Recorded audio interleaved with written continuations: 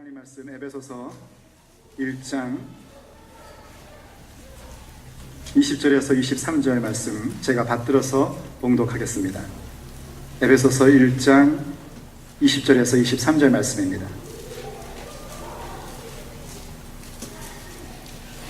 그의 능력이 그리스도 안에서 역사하사 죽은 자들 가운데서 다시 살리시고 하늘에서 자기의 오른편에 앉히사 모든 통치와 권세와 능력과 주권과 이 세상뿐 아니라 오는 세상에 일컫는 모든 이름 위에 뛰어나게 하시고 또 만물을 그의 발 아래에 복종하게 하시고 그를 만물 위에 교회의 머리로 삼으셨느니라.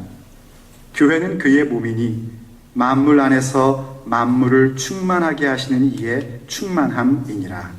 아멘. 오늘 에베소에 쓴 편지 진리하게 주는 메시지 9번째 시간, 지극히 크신 능력이 라는 제목으로 함께 은혜를 나누고자 합니다. 오늘도 하나님께서 여러분 가운데에, 우리 가운데 그 지극히 크신 능력을 베풀어 주시기를 원합니다. 하나님의 능력을 마음껏 체험하시기를 축복합니다. 하나님의 능력을 구하는 대로 여러분의 인생의 길목마다, 여러분의 인생의 상황들마다 그 능력의 임재가 함께하기를 먼저 축복합니다. 하나님의 능력을 구한다는 것, 하나님의 능력을 구하면서 기도하는 것은 참 귀하고 소중한 일입니다. 그것은 우리가 다른 이야기가 아니라 내 힘과 나의 능력으로 나의 삶을 일구어가는 것이 아니라 오직 하나님의 힘으로, 하나님의 능력으로 내 삶을 일구어 갈 수 있다는 겸손함의 표시입니다. 내가 배운 지식이나 내가 경험한 경험, 경력, 그러한 것들이 내 인생을 보장해 주는 것이 아니라 오직 지극히 크신 하나님의 능력만이, 그것만이 나를 주의 뜻 가운데 세우실 것을 믿는 그 겸손함의 태도입니다. 그래서 우리가 찬양도 하지 않습니까? 주는 나의 힘이요, 주는 나의 힘이요, 주는 나의 힘이요, 주는 나의 힘이요, 영원히 주를 의지하리, 영원히. 그 고백이 겸손한 사람들의 고백입니다. 정말 그렇습니다, 여러분.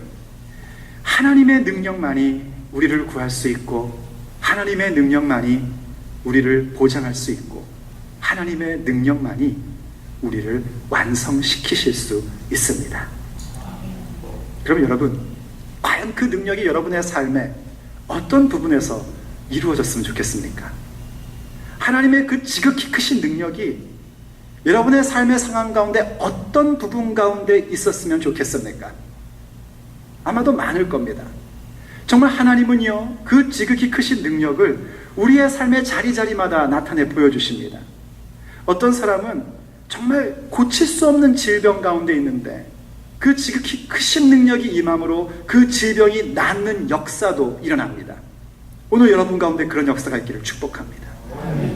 또 어떤 사람은요, 학습장애예요. 학습장애란 말 아시죠? 집중력 장애. 그래가지고 공부를 되게 못해요. 그런데 하나님의 능력이 딱 임해서 갑자기 이 아가 수재가 됩니다. 성적이 오르는 것뿐만이 아니라 얼마나 똑똑한 아이가 되는지, 그런 하나님의 능력도 임합니다. 오늘 우리의 자녀들 가운데 이 능력이 임하기를 축복합니다. 전부 다 공부를 잘할지어다. 아멘한 아이들만 잘할지어다. 그러면 하나님이 그런 능력 주십니다. 어디 그뿐입니까?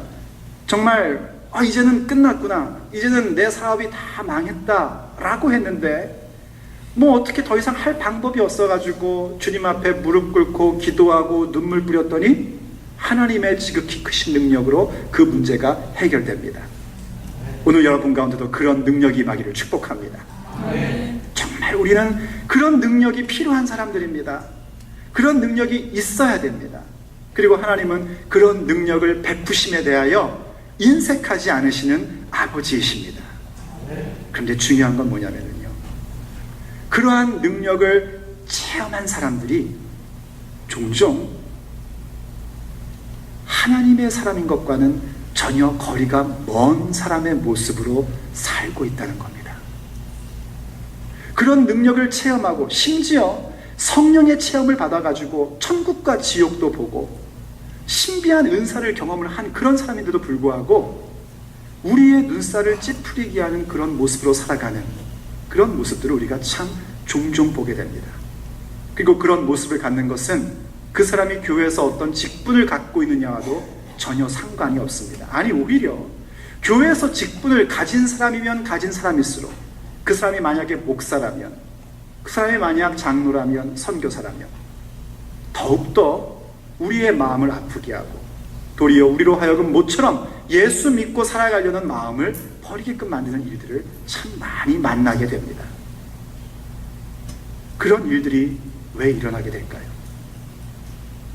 성경에 보면 사울이라는 임금이 나옵니다. 이 사울이라는 임금은 이스라엘 역사가 처음으로 왕의 제도를 갖게 되었을 때에 첫 번째 왕으로 세움받은 사람입니다. 본래 주변 국가와는 달리 왕이 아니라 그때그때 하나님이 세운 지도자를 통하여 하나님만이 왕인 것을 배우며 살아가야 될 백성들이었기에 이스라엘에게는 왕제도가 빨리 생기지 않았었습니다.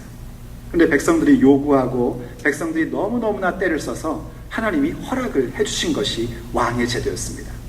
그러니만큼 왕이 꼭 해야 될 일은 뭐였냐면 자신이 왕이 아니라 하나님만이 진정한 왕이라는 사실을 실제적인 삶의 자리 가운데에서 나타내 보여주는 역할을 하는 것이 왕의 임무였습니다. 바로 그런 데에 첫 번째로 뽑힌 사울이니 얼마나 괜찮은 사람이었겠습니까? 정말 사울은 괜찮은 사람이었습니다. 겸손한 사람이었습니다. 그런 사울을 이제 임금으로 세우기 위해서 사무엘이 불러다가 기름을 부어줬습니다. 너가 이제 하나님께서 세운 왕이 될 것이라는 상징적인 표시였습니다. 그리고 그 기름 부음이 단순한 사무엘의 생각과 사무엘의 의견이 아니라 하나님께서 허락하신 거라는 것을 확증하기 위하여 몇 가지 사인을 예언으로 얘기를 해줍니다. 근데 그 가운데 가장 핵심이 뭐냐면 하나님의 영이 너에게 임할 거라는 거였습니다. 하나님의 영이 너에게 임해서 너가 예언을 하게 되고 새 사람이 되어서 하나님이 정하신 그 길을 걸어가게 될 것이다 하는 게 그 예언의 핵심이었습니다. 과연 그 얘기대로 사울 임금은 아직 왕으로 등극하기 전에 성령을 받습니다. 하나님의 영이 그를 강하게 감동합니다. 그래서 그도 예언하는 자가 됩니다. 그리고 정말 하나님께서 기뻐하시는 모습으로 성령의 감동을 따라 왕의 역할을 해나갔습니다. 사울도 성령의 임재를 체험했단 말입니다. 사울이 성령의 임재를 체험한 것이 그때만이 아닙니다. 어느새 사울이요, 시간이 지나가면서 하나님의 말씀보다는 사람의 말에 더 무게를 두기 시작을 합니다. 하나님의 능력과 하나님의 나라를 보기보다는, 하나님의 방법을 사용하기보다는 자신의 욕망을 이루는 방법으로 백성을 이끌어가려고 합니다. 그러다가 자기의 왕됨이 마치 주변 국가의 왕들, 타락한 왕제도와 똑같다라는 생각을 갖게 됩니다. 하나님께서 그를 더 이상 둘 수가 없기 때문에 다윗이라는 새로운 임금을 세웠고 사무엘을 통하여 기름 부어 줬습니다. 자, 다윗이 이렇게 새로 기름 부음 받았다는 것은 공공연한 비밀이었습니다. 사람들이 다 알고 있었습니다. 그렇기 때문에 사울의 입장에서 볼 때에 이 다윗은 지금 어떤 사람이냐면 앞으로 반역을 할 사람입니다. 그래서 다윗을 죽이려고 합니다. 그리고 다윗은 그것을 눈치채고 자기에게 기름 부어줬던 사무엘에게 먼저 도망을 갑니다. 그 얘기가 사무엘상 19장에 나오는데요. 라마에 있는 사무엘을 만나러 다윗이 간 그것을 사울이 알고 전령을 보냅니다. 그런데 전령들이 라마 나요스에 있는 사무엘에게 가기만 하면 이상한 현상이 일어나는 거예요. 사무엘과 선지자들이 모여서 우리처럼 이렇게 집회를 하는 자리에 다윗도 있었고 거기에 전령들이 탁 들어오면 하나님의 영이 그들한테 확 임해가지고 그들이 예언을 하기 시작을 합니다. 전령을 보내는데 오지를 않는 거예요. 한국식으로 표현하면 함흥차사가 되는 겁니다. 두 번째 전령을 또 보냈습니다. 근데 또 똑같은 현상이 일어난 겁니다. 세 번째 전령을 또 보냈습니다. 그런데도 오지를 않는 거예요. 들어보니까 그들이 거기서 같이 예언을 하고 있다는 겁니다. 사울이 답답해서요, 자기가 직접 그 자리를 갑니다. 그랬더니 이번에도 하나님의 영이 사울을 강하게 치셔가지고 사울이 사무엘 앞에서 하루 밤낮을, 요즘식으로 표현하면 24시간 동안 예언을 하는 그런 모습을 성령이 얘기를 해줍니다. 하나님의 영이 그에게 임했던 겁니다. 놀라운 체험을 한 겁니다. 놀라운 경험을 한 겁니다. 정말 사람이 건강해지는 경험, 사업이 성공하는 경험, 공부 잘하게 되는 경험보다 믿음의 더 큰 경험이 뭐냐면 성령이 임재하는 경험인데, 그 경험을 사울이 또 한 겁니다. 그럼 여러분, 우리가 무엇을 기대할 수 있겠습니까? 당연히 그 다음에 다윗을 불러놓고, 얘야 미안하다, 내가 너를 죽이려고 했다니 내가 어리석었다. 이 나라의 진정한 왕은 하나님이시고 우리는 그저 대리왕일 뿐인데 하나님의 뜻에 순종해야 되지 않겠냐? 라고 얘기해야 되는데, 우리가 알다시피 사울은 다윗을 죽이기 위해서 더 적극적으로, 더 잔인하게 그를 찾아다녔습니다. 도대체 무엇 때문일까요? 오늘 현대교회에서도 그런 모습이 나타나는 이유가 도대체 뭘까요? 분명히 성령 체험했다는 사람인데, 분명히 하나님의 도우심으로 이 위기를 극복했다고 고백을 하는데, 그때 하나님이 역사하셔서 내가 그런 위대한 일을 이루었다고 간증하는데, 그가 변화되는 것이 아니라 오히려 그의 삶의 자리 가운데서 하나님을 지속적으로 거역하고 하나님과는 전혀 상관없는 삶을 사는 이유가 도대체 뭘까요? 그들이 체험한 성령의 체험이 가짜이기 때문일까요?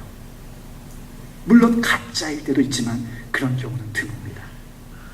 대부분의 경우가 정말 성령의 체험을 한 겁니다. 사울이 그랬던 것처럼 성령의 강력한 임재를 경험한 겁니다. 그런데 하나님께서 왜 그런 지극히 크신 능력을 부여해 주셨는지에 대한 그 방향과 목적을 바라보지 않았기 때문에 그들은 지극히 크신 하나님의 능력을 체험하고도 오히려 거짓된 사람으로, 뻔뻔한 사람으로 몰락해 갔던 것입니다. 그러므로 오늘 우리가 함께 생각해야 될 것은 그겁니다. 믿음 생활하면서, 교회 다니면서 한두 번 체험 없는 일 없습니다. 심지어 우리 가운데는 그런 얘기도 있어요. 신앙은 체험이다. 어떤 부분에서 맞는 말입니다. 신앙생활하는 체험을 하게 되고 그 체험은 우리로 하여금 더욱더 좋은 신앙을 갖게끔 만들어줍니다. 그런데 그 체험이 허락해준 방향을 놓치면 우리는 어느새 그 체험에 매여있는 자가 되고, 그 체험에 매여있는 자가 되면 하나님이 지극히 크신 능력 베푸신 목적을 놓쳐버리고 오히려 몰락하는 그리스도인으로 서게 된다는 겁니다. 우리는 그런 실수를 해서는 안 됩니다. 오늘 바로 에베소서를 통해서 하나님이 우리에게 그 부분을 이야기해 주십니다. 도대체 무엇이 우리로 하여금 그러한 모습을 갖게 하며 하나님의 지극히 크신 능력은 우리 가운데 어떤 모습으로 임하는지 가르쳐주고 있습니다. 한번 성경을 같이 한번 다시 보기를 바랍니다. 에베소서 1장 20절 말씀, 그 위에 19절 말씀이 이런 얘기를 합니다. 하나님의 지극히 크신 능력이 우리에게 어떠한 것으로 오는지 19절과 20절이 굉장히 밀접하게 설명을 해주는데요. 한번 성경을 잘 19절부터 다시 한번 보시기를 바랍니다. 보면서 말씀을 들어보십시오. 19절 처음에 이렇게 얘기합니다. 그의 힘의 위력으로 역사함을 따라 믿는 우리에게 베푸신 능력의 지극히 크심이 어떠한 것을 너희로 알게 하시기를 구하노라 라고 얘기해요. 사도 바울이 간절히 기도하는 멈출 수 없는 기도 제목 가운데 최종적인 것이 바로 하나님께서 너에게 베푸신 능력이 얼마나 큰지 어떠함을 좀 알았으면 좋겠다, 그걸 알기를 바란다 하는데, 그 위에 첫 구절을 다시 한번 잘 보십시오. 그의 힘의 위력으로 역사하심을 따라 믿는 우리에게 하나님의 힘의 위력으로 역사하심이라는 부분이 뭔지 아직 잘 모르겠지만 그것을 따라서 믿는 겁니다. 그것을 믿는 우리에게 베푸신 능력이에요. 이해가 되십니까? 이해가 안 되시는군요. 다시 한번. 하나님께서 뭔가 그 힘의 위력으로 베푸시는, 일하시는 일들이 있단 말이에요. 여기까지 이해되셨습니까? 눈이라도 이렇게 초롱초롱하면 제가 이해하는 것으로 간주하겠습니다. 하나님이 뭔가 그 힘의 위력으로 역사하시는 게 있대요. 일하시는 게 있대요. 그리고 그 일하시는 것을 믿는 우리에게 하나님께서 그 힘의 놀라운 능력을 베푸신다는 겁니다. 이해가 되십니까, 이번에는? 그럼 이제 우리의 궁금증은 뭐냐면 도대체 그 힘의 위력으로 역사하신 것이 뭐냔 말이에요. 그 역사하신 것을 믿는 우리에게 베푸시는 능력이 얼마나 위대한지를 알아가는 것이니까요. 그 얘기를 거꾸로 얘기하면 우리에게 하나님께서 그 베푸시는 위대한 능력은 무엇을 알게 하고 무엇을 더 붙들게 하기 위함인가? 바로 그 힘의 위력으로 역사하신 그 무언가, 그거를 더욱더 집중하고 알게 하시려고 우리의 일상에서 그 크신 능력을 베풀어 주신다는 겁니다. 그것에 대해서 영어 성경은 좀 더 노골적으로 자세하게 얘기를 하는데요. 그 영어 성경 NLT라는 성경이 이렇게 얘기를 합니다. 한번 보여주겠습니까? 영어를 읽으면 우리가 서로 간에 시험이 될 것 같으니까 제가 한국말로 한번 해볼게요. 저는 열심히 기도하고 있습니다. 제가 조금 제 식으로 번역을 해볼게요. 정말 여러분들이 우리를 위해서 주시는 하나님의 능력에 그 놀라운 위대함을 이해해가고 경험해갈 수 있기를 위해서 저는 기도하고 있습니다. 그 우리가 누구냐면 예수님을 믿는 우리들입니다. 자, 그리고 나서 중요한 건 this. 우리 알죠, 이거요? 자, 이것은 똑같은 전능한 능력입니다. 어떤 능력인고 하니 그리스도를 죽음 가운데서 일으키신 바로 그 능력 말입니다. 다시 설명을 하면 하나님이 우리의 일상에서 베풀어 주시는 지극히 크신 능력은 사실 어떤 능력인고 하니 그리스도를 죽은 자 가운데서 살리시고 위로 올리시고 그리고 모든 것을 다스리게 하신 하나님의 능력이라는 겁니다.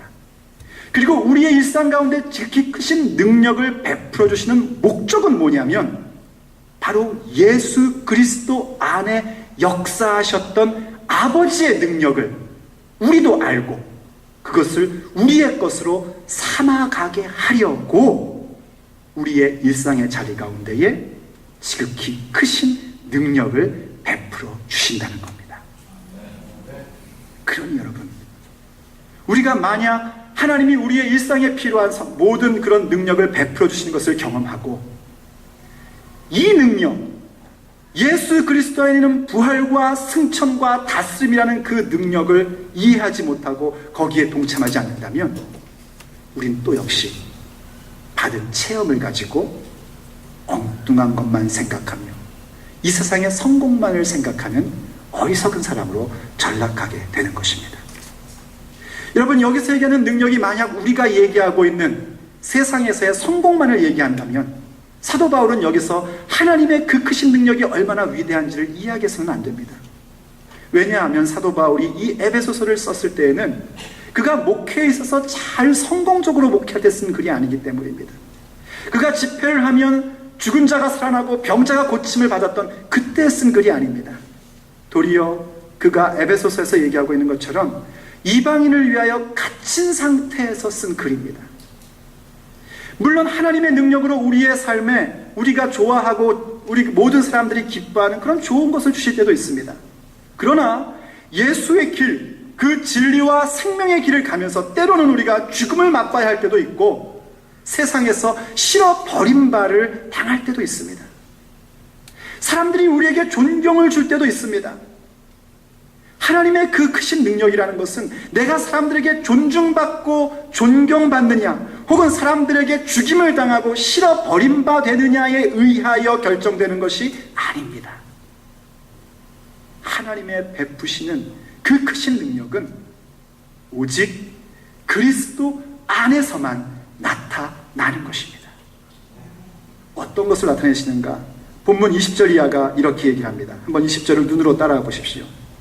그의 능력이 그리스도 안에서 역사하사, 바로 19절에서 얘기했던 그의 힘의 위력으로 역사하심에 대한 구체적 설명을 우리에게 주고 있는 겁니다. 어떤 걸 하셨냐면 죽은 자들 가운데서 다시 살리시고, 이걸 우리가 뭐라고 얘기하죠? 부활하심이라고 얘기합니다. 그리고요, 하늘에서 자기의 오른편에 앉히사 모든 통치와 권세와 능력과 주권과 이 세상뿐 아니라 오는 세상에 일컫는 모든 이름 위에 뛰어나게 하시고, 바로 예수님의 뛰어나심을 얘기하는 것인데, 그 뛰어나심에 대한 하나님 보좌 우편에 앉으셔서 하나님의 모든 통치와 권세를 부여받은 것에 대하여 하는 말을 한마디로 얘기할 때 교회에서는 승천이라는 표현을 씁니다. 예수님께서 승천하신 것은 그냥 우리에게 뭔가 근사한 것을 보여주려고 하늘로 올라가신 것을 얘기하는 게 아니라, 예수님이야말로 하나님의 아들로서 모든 통치권을 갖고 계신 분이라는 사실을 나타내 보여주는 겁니다. 그래서 올라가심, 모든 이름 위에 뛰어나심을 한마디 신학용어로 얘기할 땐 승천이라는 표현을 씁니다. 기독교가 부활신앙만 가지고 있는 것이 아니라 바로 이 승천신앙도 있다는 것을 꼭 기억하셔야 됩니다. 그리고 또 무엇을 하십니까? 또 22절에 만물을 그 발 아래에 복종하게 하시고, 예수님의 통치를 얘기하는 겁니다. 예수님께서 모든 걸 다스리신답니다. 자, 그런데 여러분, 예수님이 본래 어떤 분이셨냐면 이 모든 권세를 갖고 계신 분이셨습니다. 예수님은 삼위일체 하나님의 성자이신 위격을 가지고 계신 분입니다. 요한복음 1장 1절 말씀대로 태초에 말씀이 계시니라, 이 말씀이 하나님과 함께 계셨으니 이 말씀은 곧 하나님이시다 했던 그분이십니다.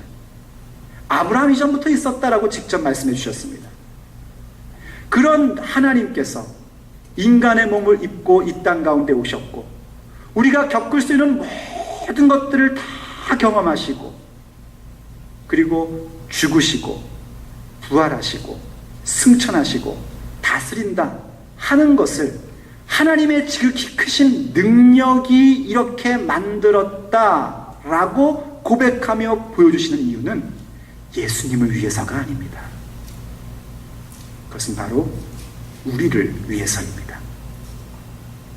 예수 그리스도와 함께 우리도 부활하고, 예수 그리스도와 함께 우리도 하늘 보좌 우편에 함께하는 자가 되고, 예수 그리스도와 함께 우리도 만국을 다스리는 자가 되었다는 사실, 그것을 나타내 보여주시고자 성경은 우리에게 예수님의 부활과 승천과 통치하심에 대한 것을 이야기해 주는 것입니다. 예수님이 부활하셨습니다. 예수님의 부활이라는 것은요, 예수님의 죽으심이 먼저 있었다는 얘기입니다. 예수님의 죽으심이 뭡니까? 그것은 예수님께서 진리의 길과 생명의 길을 걸어가시면서 그 길에 최종적으로 나타난 현상이 죽음이었던 것이었습니다. 그 모습은 마치 우리들이 바라볼 때에 과연 정말 하나님 말씀대로 사는 것이 옳은 것인가? 내가 주님 말씀대로 성경대로 살다가 결국 겪는 것이 저것 아닌가 하며 낙심될 만한 일들이 예수님의 죽으심이요 십자가입니다. 그러나 사람들이 보기에 끝장이 난 것 같고, 사람들이 보기에 손해보는 것 같고, 우리들의 상식으로 볼 때에 모든 것이 다 허무하게 끝나는 것처럼 보이지만, 하나님의 지극히 크신 능력이 예수께서 사람으로 걸어가셨던 진리의 길, 생명의 길이 옳았다는 것을 보여주는 게 부활입니다. 예수님의 길이 옳습니다. 성경 말씀이 진리입니다. 우리가 진리의 길을 가며 생명의 길을 갈 때에 낙담되고 힘들고 고달픈 그 상황이 끝이 아닙니다. 우리에게는 부활이 있다는 사실을 기억하셔야 됩니다. 예수님이 부활하신 것은 그 부활이 첫 열매이고 뒤이어서 우리도 부활할 것을 얘기해 주는 겁니다. 그래서 고린도전서 15장에서 이렇게 얘기합니다. 또 한번 보여주십시오. 고린도 15장 21절 우리가 같이 한번 읽어보겠습니다. 시작. 그러나 이제 그리스도께서 죽은 자 가운데서 다시 살아나사 잠자는 자들의 첫 열매가 되셨도다. 아멘. 나무에 처음 열매가 맺어지면 그 다음 무엇을 기대합니까? 계속돼서 열매 맺는 걸 기대하는 것은 당연한 겁니다. 예수님이 부활의 첫 열매가 되셨다는 것은 우리도 부활할 것이라는 겁니다. 사랑하는 여러분, 요즘 100세 시대라고 그러죠. 100세까지 살 수 있는 시대랍니다. 여러분 전부 다 100세 이상 사시기를 축복합니다. 어떤 분은 아멘을 하기는 하는데 조금 휴 이러면서 아멘 하는 모습도 보이던데요. 정말 100세까지 하나님의 크신 은혜를, 그 지극히 크신 베푸시는 능력을 날마다 체험하면서 살기를 바랍니다. 그런데 꼭 기억하십시오. 그 100세까지 산다 할지라도 그게 우리의 전부가 아닙니다. 그거는 앞으로 살아가야 할 영혼을 위한 준비의 과정입니다. 여러분 전부 다 기억하실지 모르겠지만은요, 어디 되게 답답하고 어두운 곳에, 굉장히 제한된 곳에 약 10개월 동안 있었을 때가 있습니다. 엄마 뱃속 말이에요. 여러분 가운데 혹시 하늘에서 떨어지신 분은 없지요? 다 배꼽 갖고 있지 않습니까? 전부 다 약 10개월 동안 뱃속에 있었습니다. 그곳이 가장 좋은 것 같고 가장 안전하고, 뭐 애쓰자라도 모든 영향이 다 임하고 다 내게 오고 그랬지만 거기에 계속 살려고 뱃속에 있었던 게 아닙니다. 10개월과는 비교할 수 없는 우리의 인생을 살기 위해서 그 자리에 있었던 것이었고, 태어남으로써 진정한 인생과 생명이 시작된 것입니다. 마치 그처럼요, 우리가 100년을 살아도, 아니 수명이 더 좋아져서 200년을 살아도 그것이 전부 다가 아닙니다. 100년을 살던 200년을 살던 우리의 인생이라는 것은 영혼을 위하여 성장하는 뱃속과 같은 것입니다. 그리고 그 영혼의 때를 가는 것이 무엇인가? 부활이라는 겁니다. 예수님께서 부활하심으로 당신의 오르심을 보여주신 그 모습은 우리로 하여금 이 땅에서 진리의 길을 가다가 손해보고 어렵고 고달픈 일을 만날 때 낙심하지 말라는 겁니다. 왜냐하면 이 땅의 삶이 전부가 아니라 영원히 바로 우리의 진정한 삶이기 때문입니다. 그리고 주님께서 무엇하셨습니까? 하나님의 지극히 크신 능력으로 우리 예수님을 뛰어나게 하셨습니다. 만물 위에 뛰어나게 하셔서 하나님의 보좌 우편에 앉게 하셨습니다. 본래 그 자리가 예수님 자리입니다. 그런데 지극히 크신 능력이 예수님을 그 보좌 우편에 앉게 했다라고 가르침을 주는 것 역시 예수님을 위한 것이 아니라 우리를 위한 겁니다. 예수님께서요, 요한계시록을 통해서 이렇게 얘기를 해주셨습니다. 요한복음 3장 21절 말씀입니다. 또 같이 한번 읽어보실까요? 시작. 이기는 그에게는 내가 내 보좌에 함께 앉게 하여 주기를, 내가 이기고 아버지 보좌에 함께 앉은 것과 같이 하리라. 아멘. 어떻습니까? 본래 그 자리에 앉으신 것을 굳이 기록해서 그분이 모든 이름 위에 뛰어난 이름이 되었다라고 얘기해 주는 것이 예수님만을 위한 것이 아닙니다. 바로 우리가 그 자리에 함께 앉아 있다는 사실을 가르쳐 주시기 위함인 겁니다. 우리가 누군가 부활하여 정말 주님의 보좌에 함께 앉을 존재라는 것입니다. 그 사실을 기억하는 겁니다. 그 사실 기억하라고 하나님이 우리의 인생의 길목마다 지극히 크신 능력을 베풀어 주고 있다는 겁니다. 그러므로 우리가 그것을 바라보아야 합니다. 그뿐만이 아닙니다. 모든 만물을 그 발 아래에 복종하게 하시는 것도 마찬가지입니다. 주님께서 직접 요한계시록 또 2장 26절과 27절에서 이렇게 얘기했습니다. 다음 구절 한번 보여주십시오. 또 같이 한번 읽어봅시다. 시작. 이기는 자와 끝까지 내 일을 지키는 그에게 만국을 다스리는 권세를 주리니 그가 철장을 가지고 그들을 다스려 질그릇 깨트리는 것과 같이 하리라. 나도 아버지께 받은 것이 그러하니라. 아멘. 아버지께 내가 받은 이 철장 권세로 세상을 다스리고 깨트린다. 그런데 이건 나 혼자의 것만이 아니다.